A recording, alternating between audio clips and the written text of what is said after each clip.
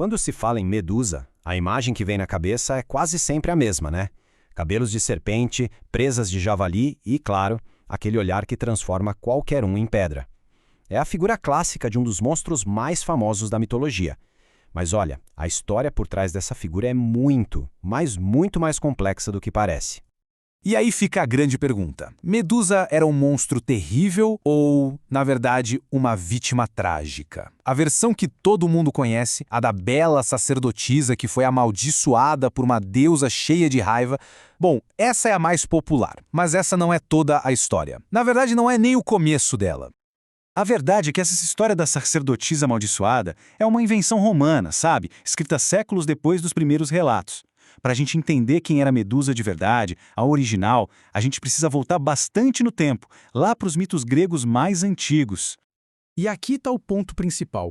As fontes mais antigas, como a Teogonia de Hesíodo, que é tipo um dos textos fundadores da mitologia grega, são super claras. A Medusa não foi transformada em monstro.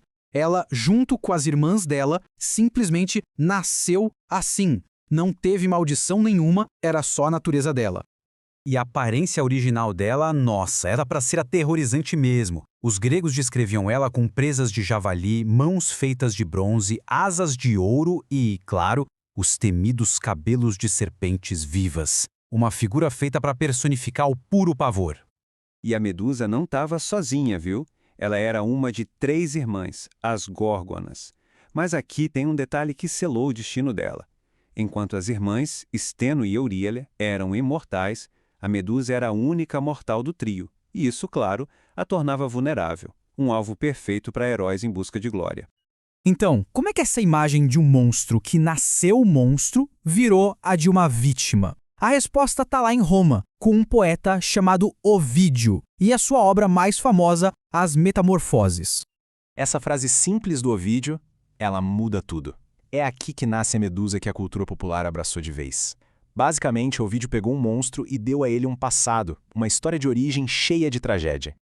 E a narrativa de Ovídio é um drama completo, uma verdadeira tragédia grega em solo romano. A Medusa era uma sacerdotisa lindíssima, devota de Atena. Aí, Poseidon, o deus dos mares, a ataca dentro do templo sagrado. E Atena, furiosa com a profanação do seu espaço, ela faz o impensável. Ela pune a vítima. Os cabelos lindos da Medusa viram um ninho de cobras, e o olhar dela é amaldiçoado. Isso tudo levanta uma questão bem interessante.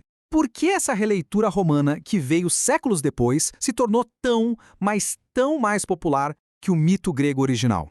A resposta, no fundo, está no poder de uma boa narrativa.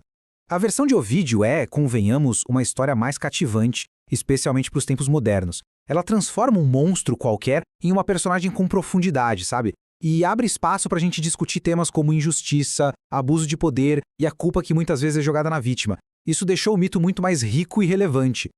E aqui a gente consegue ver as diferenças bem claras. De um lado, o monstro grego original, uma força da natureza, um desafio a ser superado. Do outro, a vítima trágica de Ovídio, uma humana transformada cuja história parece carregar uma lição moral.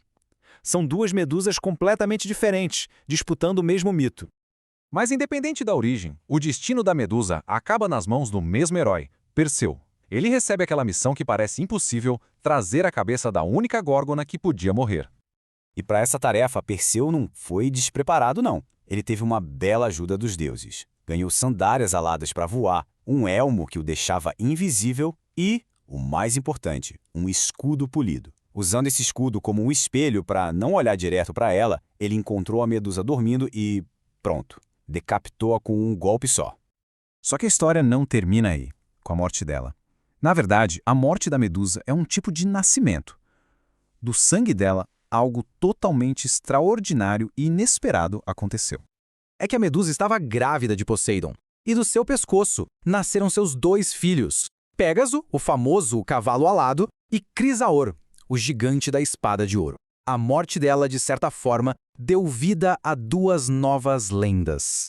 Mesmo depois da morte, Medusa continuou sendo uma figura muito poderosa. A cabeça dela foi usada como arma pelo próprio Perseu e depois entregue para Atena, que a colocou em seu escudo. E foi aí que começou o legado fascinante da Medusa como um grande símbolo. A imagem da Medusa foi reinterpretada de 1000 maneiras. Na Grécia Antiga, o Gorgoneion, a imagem da cabeça dela, era um amuleto para afastar o mal.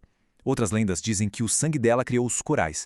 O filho dela, Pégaso, deu origem à fonte da inspiração artística. E hoje em dia, ela foi totalmente ressignificada, se tornando um poderoso ícone feminista, um símbolo de fúria e proteção.